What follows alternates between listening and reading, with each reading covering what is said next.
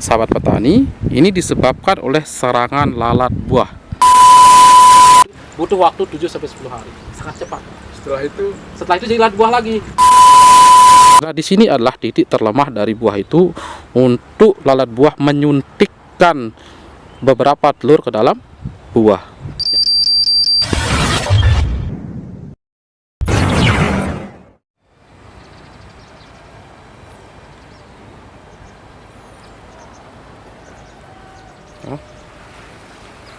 Dalam kesempatan video kali ini, kami ingin menjelaskan bahwa ini adalah salah satu bentuk penyakit yang paling ditakuti oleh sahabat petani sekalian.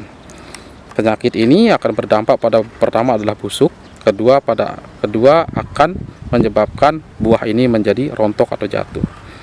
Dalam penanaman cabai rawit, ini adalah jenis serangan dari lalat buah. Nah, lihat ini bentuk tusukannya, mungkin bisa di zoom. Nah, ini bentuk tusukan dari lalat buah. Nah, apabila ini terjadi di menjelang musim hujan, nanti setiap air hujan yang jatuh mengenai buah ini akan masuk melewat pori-pori buah yang kena tusukan ini, sehingga air tersebut masuk ke dalam buah, sehingga dampaknya bahwa air itu akan membusukkan isi buah, dan pada akhirnya buah ini akan menjadi busuk seperti ini. Nah, apa yang menyebabkan hal ini terjadi, sahabat petani? Ini disebabkan oleh serangan lalat buah. Nah, ini adalah disebabkan oleh serangan lalat buah. Nah, kalau ini dibiarkan secara terus-menerus, ini akan berdampak pada pengurangan hasil yang cukup signifikan.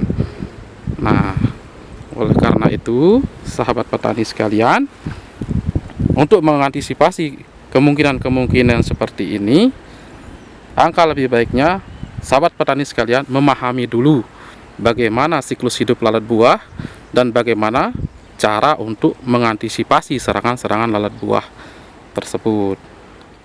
Selanjutnya Pak Kades, mungkin Pak Kades ada sedikit pertanyaan kepada kami seputar perawatan, seputar penyakit, boleh nanti kita kita diskusikan, diskusi seputar itu. Mungkin ada kendala-kendala apa di lahan, nanti Pak Kades bolehlah nanya kepada kami, nanti insya Allah kami jawab. Nah, mungkin apa Pak yang masih mengganjal ini saat ini? Nah, sekarang ini kan dari segi batang saya lihat, dari segi bunga, dari segi buah cukup bagus. Tapi selalu saja menghantui kita yang namanya lalat buah. Ini saya heran, lalat buah ini misalnya kita melakukan penyemprotan sekarang kan, nah, kira-kira kalau dia musim panas datang lagi gitu modelnya, dia tidak bisa hancur atau lenyap sekali gitu kan, dia tetap datang lagi, sehingga dia menjadi persoalan kita itu yang pertama. Yang kedua kan biasanya pada awal musim penghujan, ini setelah kita amati, kalau dia hujan di malam hari, ini sangat berbahaya bagi kita. Biasanya cabai itu kan akan rusak pas di tengahnya, antrak. Itu sulit sekali pengobatannya, sehingga kalau kadar hujannya tinggi pada malam hari, kita kegagalan kita di sisu antrak itu, di masalah antrak. Nah, sekarang ini kita inginkan kalau kondisi cabai kita ini misalnya dia bisa bertahan di musim hujan, lalu bagaimana kita untuk bisa mengatasi antraknya, sehingga kita tetap bisa panen gitu. Iya. Oke. Ini pertanyaan sangat luar biasa dari Pak Kades ini, selaku petani yang sudah berpengalaman selama udah berpuluh tahun ya Pak ya? Ya, sejak kecil. Nah, kita garis bawahi yang pertama Pak, sahabat petani, bahwa yang namanya lalat buah ini memang hama yang menyerang buah pada umumnya yang kita pahami. Tapi perlu diketahui sahabat petani, lalat buah itu ada dua jenisnya Pak. Yang pertama adalah lalat buah yang memang menyerang buah secara langsung, itu buah yang diserang. Tapi ada lalat buah yang memang menyerangnya bunga. Nah, ukurannya beda Pak. Kalau lalat buah yang menyerang buah itu agak besar dia ukurannya. Tapi lalat buah yang menyerang bunga kecil dia. Dan biasanya bentuk lalat buah yang kecil itu warna-warni. Kadang kilat, kadang macam bentuknya, warna-warni dia. Itu biasanya bunga yang diserang. Nah, itu dari pagi sampai sore tetap ada dia.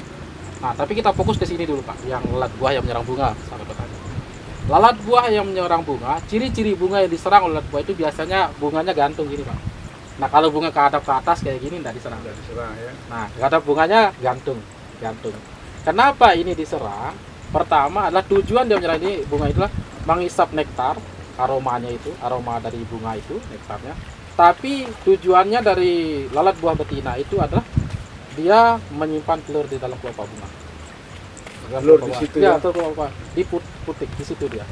Nah, ketika ini menjadi buah atau jadi motek buah itu, buah yang baru, nah itu kan dia di dalam. Nah, di dalam dia. Nah, ketika bunganya itu, kelopak bunganya jatuh, dia udah jadi buah baru kan. Nah, suhunya kan berubah. Nah, suhu yang berubah itulah dia tuh mengalami penetasan.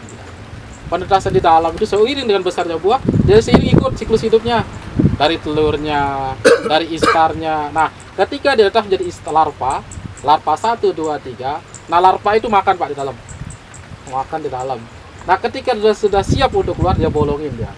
Bolong keluar, pada akhirnya berarti dia jadi larva itu ada di dalam cabai. Ada di dalam cabai Pak. Itu sehingga dia tetap busuk itu. Tetap busuk di dalam. Larva itu. Makanya kalau sudah nyemprot saat larva ini di dalam cabai, tidak akan mati sahabat petani. Karena dia di dalam cabai. Di dalam cabai. Tidak ada obat yang bisa menembus ke dalam Pak. Sampai saat ini belum ada. Walaupun yang pakai sistem ketotrans laminar nggak bisa. Karena kulit cabai itu kan licin dia. Nah, ini nggak bisa. Nah, itu poin yang pertama. Jadi saat yang tepat bagi kami sepanjang kami pengamatan kami di lalat buah yang ke bunga ini adalah penyemprotan itu adalah di saat berbunga dengan interval 7 hari sekali atau 1 minggu sekali. Karena bunga menjadi buah itu adalah waktu rentannya itu kira-kira 7 hari Pak. Jadi setiap 1 kali seminggu itu tetap rutin disemprot. Berarti kalau dia sudah masuk larva ke dalam tidak bisa disemprot? Tidak bisa disemprot Pak. Nah, itu kalau yang di bunga. Tidak bisa masuk itu kalau yang di bunga. Sedangkan untuk lalat buah yang menyerang buah itu datangnya umumnya menjelang musim hujan kayak sini. Kalau yang menyerang bunga itu musim panas sampai musim hujan tetap datang. Nah, tapi kalau di saat musim panas, sebelum menjelang musim hujan kayak gini, itu yang besar datang. Yang besar. Nah, itu berarti memang itu buah yang diserang. Buah yang diserang. Nusuknya itu dekat. Nah, ini kalau kita ambil contoh, mohon maaf. Nah, dia tusuknya nanti di dekat ini, di dekat tangkai bunga. Nah, ini dia masukkan telurnya juga ke dalam. Dia tusuk, lepas telur ke dalam. Lepas telur ke dalam, sehingga dia netes di dalam. Dan juga makan di silapa itu susah. Nah, berarti yang harus kita serang itu adalah memang lalat buah yang besar. Nah, dengan cara apa? Kalau yang sudah jadi buah kayak gini, kita menggunakan aroma yang tidak disukai oleh lalat buah itu. Sehingga dia mau menghinggap di cabenya kita, buah cabai kita tuh dia tidak suka. Aromanya agak menyengat sedikit. Ya. Nah, itu cara kita. Nah, tapi di sini berarti kalau dia musim penghujan, kalau menjelang musim penghujan Pak, kita harus menggunakan yang menyengat gitu. Nah, untuk menghindari menjelang masuk musim hujan, kita harus pakai yang menyengat. Tapi kalau untuk menyerang lalat buah di musim panas yang mau menghinggapi bunga, itu penyemprotan kita itu nanti dengan bahan-bahan yang menghancurkan telur. Rutin. Telurnya lalat buah yang kita hancurkan rutin 1 kali seminggu. Nah, itu yang paling penting. Nah, di situ bedanya. Nah, itu bahan aktifnya nanti beda-beda sih. Ada bisa kita pakai metformin, ada pakai imida, atau pakai bahan aktif yang lain. Nah, itu kalau di saat berbunga. Nah, tapi kalau masuk musim hujan itu tidak ada lalat buah Pak. Tidur dia. Oh, berarti awal musim penghujan itu yang datang. Kalau setelah itu dia tidur. Nah, nanti kalau sudah cuaca lembab, sudah ada semi lah, udah mulai bersemi, nah dia bangun lagi. Nah, itu dia lalat buah. Nah, itu. Berarti kita pencegahannya awal musim penghujan. Awal musim penghujan kalau yang udah kayak gini. Sudah rutin ya plotnya di ini musim ini. Nah, rutin untuk lalat buah. Kita bahas penyakit antrak. Nah, ini masuknya ini ketika musim hujan dan biasanya di akhir musim hujan. Ini datang nih antrak ini.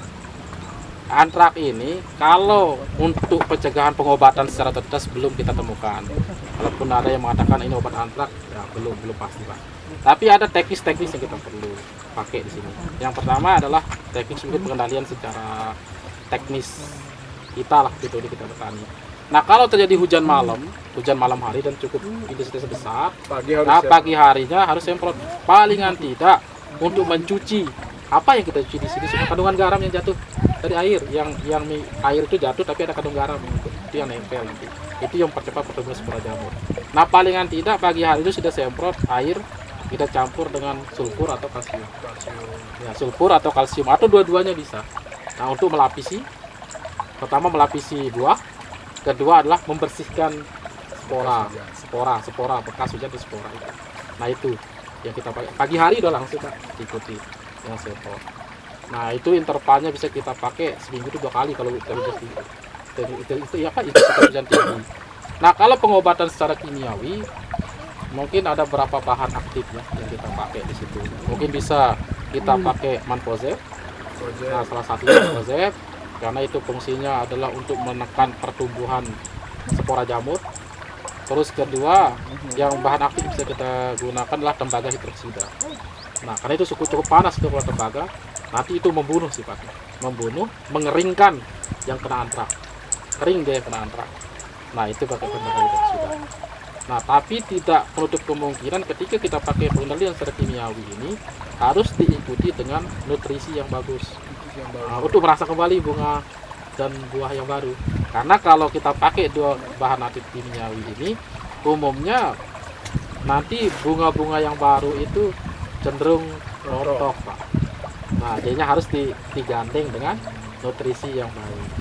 Sehingga ketika kita udah antrak udah banyak nih, udah kan mulai kena ini kan, kena terbakar sebelah atau busuk sebelah kayak gini. Nah, ini kan harus dibunuh secara totalitas, harus dikeringkan dia. Nah, kalau kita tidak ikuti dengan nutrisi yang bagus, nanti lama tumbuh bunga dan buahnya. Nah, jadinya selain kita membunuh ini spora jamur, tapi kita rangsang yang baru biar tidak terlambat waktu panennya itu. Nah, itu sahabat petani. Nah, kalau bicara obat yang totalitas abu tuh belum bisa. Tapi ini teknis-teknis yang kita pakai. Berarti ketika intensitas hujan lebat, paginya harus semprot. Pagi semprot, paling tidak dicampur kalsium atau sulfur.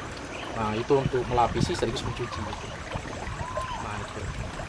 Nah, kalau mungkin pernah dengar yang lain sama Pak Kades untuk antrak itu dari informasi. Ya, ini kan keluhan petani ini ya. Tidak bisa diatasi persoalannya, makanya saya tanyakan kan masalah antrak itu. Atau mungkin ada yang pernah petani lain nyoba solusi yang lain, ada nggak? Belum bisa. Artinya ada sebuah produk obat yang bisa mengatasi itu gitu. Belum ada karena kalau dia musim hujan itu rata-rata petani cabai itu sudah pasrah dia. Sahabat petani, lalat buah itu terdiri 2 jenis. Yang pertama, lalat buah yang menyerang buah itu sendiri, ukurannya lebih besar dari yang lain. Dan yang kedua, lalat buah yang menyerang bunga itu sendiri. Nah, kenapa ada 2? Lalat buah yang menyerang bunga umumnya lebih kecil. Dan yang menyerang bunga ini adalah tujuannya adalah untuk mengambil nektar atau aroma madu yang ada di dalam bunga dan sekaligus meletakkan beberapa telur ke dalam putik dari bunga yang pada akhirnya akan dierami di dalam buah yang baru jadi. Nah, adapun ciri-ciri bunga yang disenangi oleh lalat buah yang menyerang bunga itu adalah bunga-bunga yang bentuk bunganya itu adalah menghadap ke bawah atau gantung kayak gini. Sedangkan bunga-bunga yang menghadap ke atas seperti ini, umumnya tidak disukai oleh lalat buah untuk meletakkan telur di dalam bunga itu. Namun bunga-bunga yang seperti ini yang menunduk ke bawah inilah yang disenangi oleh lalat buah. Oleh karena itu, sahabat petani sekalian, apabila di lahan sahabat petani sekalian itu bentuk bunga dari tanaman cabai sahabat petani yang menunduk ke bawah seperti gantung kayak seperti ini, kami sangat menganjurkan sahabat petani untuk melakukan penyemprotan rutin terhadap hama lalat buah yang akan menyerang bunga ini. Nah, sedangkan untuk lalat buah yang lebih besar, umumnya dia akan menyerang buah yang sudah jadi. Namun di mana letak dia meletakkan telurnya? Dia meletakkan telur itu dekat dengan tangkai buah. Karena di sini adalah titik terlemah dari buah itu untuk lalat buah menyuntikkan beberapa telur ke dalam buah. Yang pada akhirnya telur-telur itu akan menetas di dalam buah ini, yang nanti buah ini akan mengalami pembusukan dari dalam. Nah, seperti itu sahabat petani. Namun untuk mengantisipasi lalat buah yang menyerang buah ini, lebih baik sahabat petani melakukan penyemprotan dengan pestisida yang beraroma yang lebih menyengat dari pestisida yang lainnya. Nah, kalau untuk lalat buah yang menyerang bunga, kami anjurkan kepada sahabat petani untuk melakukan penyemprotan lalat buah rutin minimal 1 kali dalam seminggu untuk menghancurkan telur yang sekiranya diletakkan ke dalam putik bunga yang ada di dalam bunga itu sendiri. Nah, mungkin demikian dulu sahabat petani. Untuk bagaimana cara untuk penyemprotannya akan kita praktikkan dalam kesempatan yang lain. Nah, sahabat petani, ini adalah penyakit yang paling sulit kita hadapi, yakni penyakit antraknosa pada cabai, yang umumnya ada yang menyebutnya patek, ada yang menyebutkan namanya jemet kalau di bahasa-bahasa daerah yang lainnya.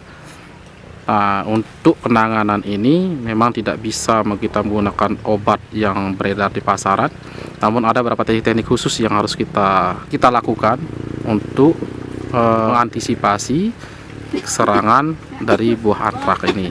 Nah, untuk masalah itu nanti kita buat tutorial khusus untuk penanganan penyakit antrak ini. Nah, cukup sampai di sini dulu sahabat petani. Nah, untuk selanjutnya kita akan bahas dalam kesempatan lain.